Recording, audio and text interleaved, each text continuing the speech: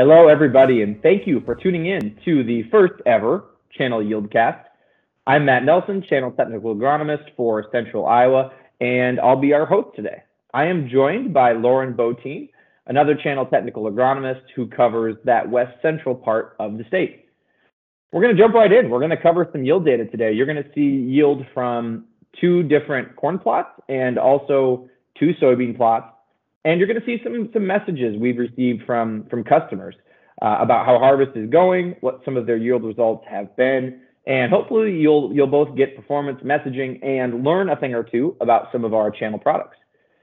So Lauren, you see on the screen here an XtendFlex plot from Maxwell, Iowa.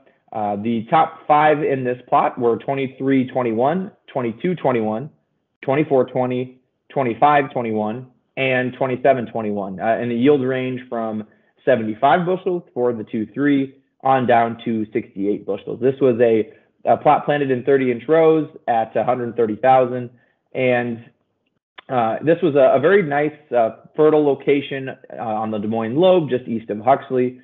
And I wanted to spotlight this plot for a couple of different reasons. The first being that yield advantage over the Enlist platform. You can see we had 2 Enlist checks in this plot in 28T14E and 22T18E. The big story here is when you average those 2 varieties, you get about 65 bushels per acre.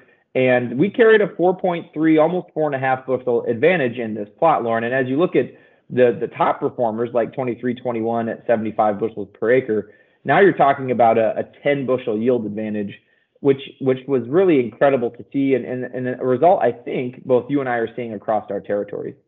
You bet. Yep, hands down. I've even seen it to the 8 bushel advantage mark. You bet. On many locations on average. So. And it'll be fun to see as we get more yield data in the system. The other reason I spotlighted this plot was the performance of those shorter season varieties of your 2.2 to 2.5. They were at the top of this plot, and I don't expect to see that most locations, Lauren. I'm sure you don't either, with some of this late rainfall we had that should have favored those fuller season soybeans being able to stay alive longer and put on larger seeds as they filled out those pods. But I thought that this location, it was unique for this later planting date. I think that's why we saw the better performance from the earlier soybeans, but I would expect to see the fuller season varieties perform a little bit better as we get into those mid to late April planting dates. You bet. I agree. Yep. Looking at some of these pictures, Lauren, that one of 24-20 you see here is probably one that you're familiar with. So I've got pictures here of the 2.2, the 2.3, 24-20, and 25-21 as well. And I just wanted to highlight the standability of some of these Group 2 products. They're perfect. You can throw a football down the row, as they say, on some of these soybean varieties, and really just have an excellent field appearance and great standability, even on like this field in particular, a very heavy soil, high fertility location. But 24-20, as you can see, it's a little ugly. You see those rows. You can see down through the rows if you look closely enough, but we do see some lodging. And with 24-20, that's very common. Kind of a la 21-19, those soybeans will lean and eventually start to pick themselves back up once those leaves drop off. But we certainly can see some lodging from that product in heavier soil types. But man, the yield has really been there from 24-20 this summer, and now we're seeing that this fall. I would agree. The 24-20s, like you said, aren't going to win a beauty contest, but they will treat you well in all sorts of soil types. A little bit more of, I would consider, a stress tolerance bean. It'll from fence row to fence row on your sandy knobs. It'll keep it tight and do good things across kind of those stressier soil environments. And then is that how you're placing it in your territory, Lauren? You've got a lot of variation, a lot of slope, some lighter soil types. Does that product seem like a really good fit for those acres? Yes, yep. I think it's maybe a lower fertility soybean. Keep it off your high fertility soils and maybe put it in your hills where it can shorten up and not lodge then. All right, jumping into corn, I've got a Smart Stacks plot here from the Jourdan area. This is in northern Greene County. Topping the plot, we had 216.36 Smart Stacks, followed by 212.04, 210.46, 217.01, and some of the early products, 204.25 was up there as well. And a lot of these came in around 19% moisture, so all fairly consistent. That 240 to 230 bushel range seemed to be where those top 5 products all finished. And that was quite a bit better than the Chrome product, than 1093 Chrome, which was in this plot as well. Again, very fertile location, 30-inch rows at 35,000 plants per acre, planted in that late April timeframe. And this plot was actually fairly stressed, Lauren. Greene County was kind of in a hole from a rainfall perspective. They got a lot of rain south of Highway 30 and quite a bit more rain north of them a ways, but that area was kind of on its own from a moisture perspective, which is why I wanted to highlight this plot. And this is the soil map compared to the yield map, and you can see variation in this field. You can see as those soil types change, we get to some of the loamier or maybe the more excessively well-drained areas. You can see that yield reflected on the map, and the plot in this field is down in the bottom right corner where you can see the box drawn, and you can see the back half of that plot has a lot of soil type and drainage variations in it, which caused some of the yield differences that we see in these results. And that's a very common thing for 2021. The other thing I wanted to spotlight, I think the reason, as you see on the map here, that your 21204, your 21046 yielded so well in this plot was because of stay green. Those plants have a lot of drought tolerance and also very good stay green. And the reason that's important, as you can see the stay green in these pictures here, Lauren, is that these plants had to be alive long enough to take advantage of that late rainfall and the more moderate temperatures we got at the end of August and into September. And we've started to see that in the last couple of years. We get that Indian summer type weather in late August and into September. And it's really to your benefit to either use a fungicide to keep plants alive into that part of grain fill, or bank on products with good drought tolerance and that keep those leaves healthy and green late into the season. I would also like to touch on 21204's late season green, stay green. That one has been very impressive, as well as 21422, excuse me. Those have been very impressive in every plot I've seen it in, stress or no stress. So very. And consistent. I think it makes a natural pair, right, for 21290. 21290 is an excellent product. It's had very good performance again this year, but it's a 5 for drought tolerance. It's certainly weaker, and I had the two side by side in this plot, and there was a dramatic difference between 21204 and 21290. So as we go forward, I think keeping 21290 to the heavier soils that hold moisture a little bit better, and 21204 on the more variable acres is going to be the game plan. You bet. And then I wanted to share what I call farmer feedback. We'll kind of take a break here in the middle between my plots and Lauren's. These are fun texts to get as an agronomist, and Lauren, I know you've gotten some of these this year as well. Boy, what a contrast from last year. Getting monitor pictures from 21079 sent in at 400 bushels, or a field of 2721 XtendFlex that averaged over 100 bushels per acre.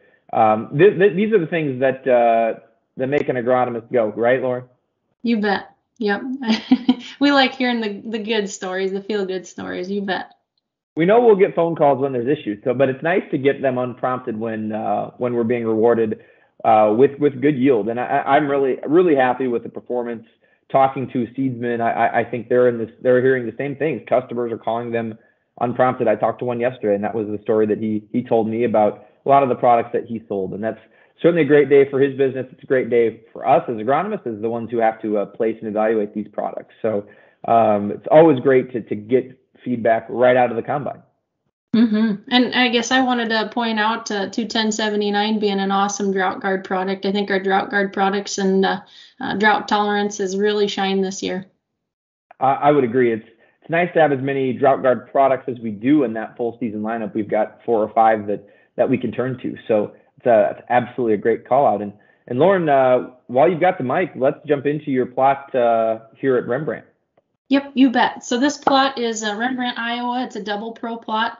This is Rembrandt, for who don't know where that is. It's just northeast of Storm Lake, just a little bit.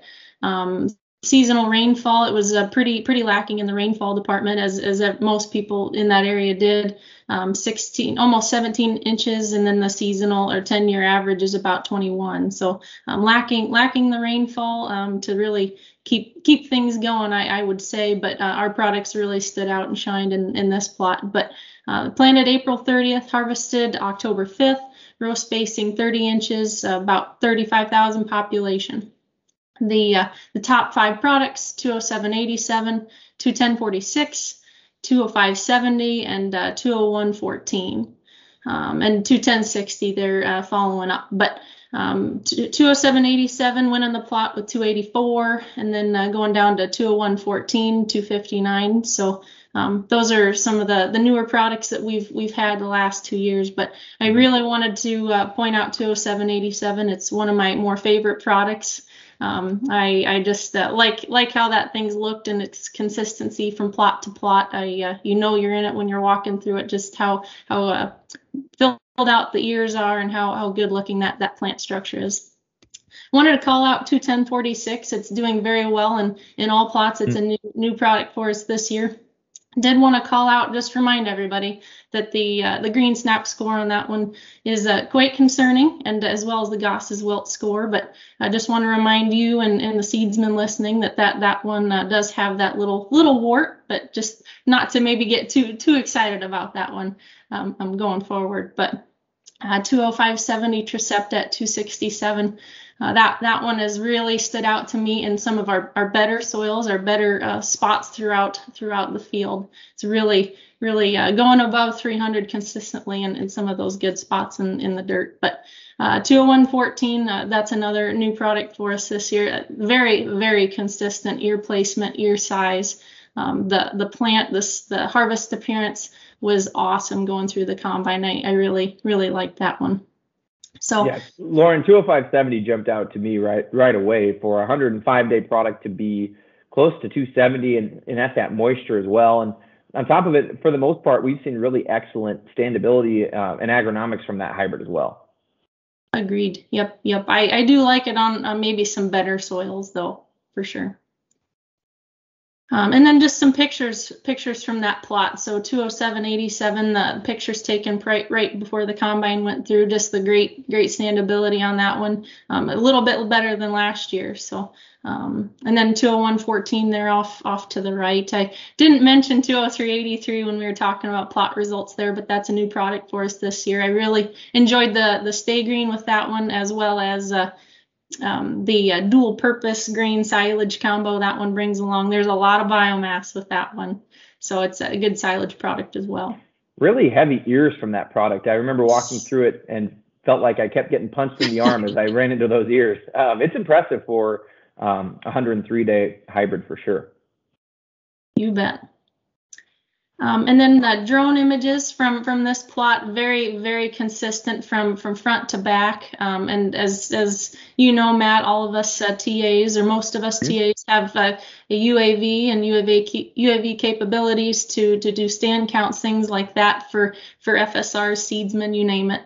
And then going down to the climate field view image of this plot, you can see the yield off to the left there, and then off to the right.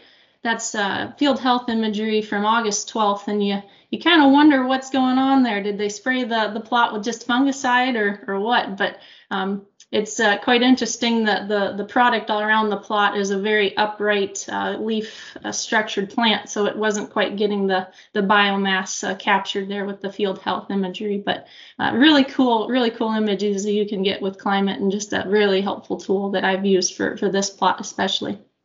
Absolutely. Let's talk some soybeans, Lauren. This plot is one from Audubon, Iowa that you wanted to spotlight. You bet. Yep, you bet. So Audubon, Iowa, that is just in the northwest corner of Audubon County, and it has gotten quite a bit of rainfall this year. So it's what I would consider a fruitful plot. It's got high fertility, a normal rainfall. You could see there 20 inches. The normal 10-year average is 22, so not too far off. Planted May 4th, 30-inch rows, 140,000, kind of your typical farming operations parameters. But 2321s went in the plot at 77.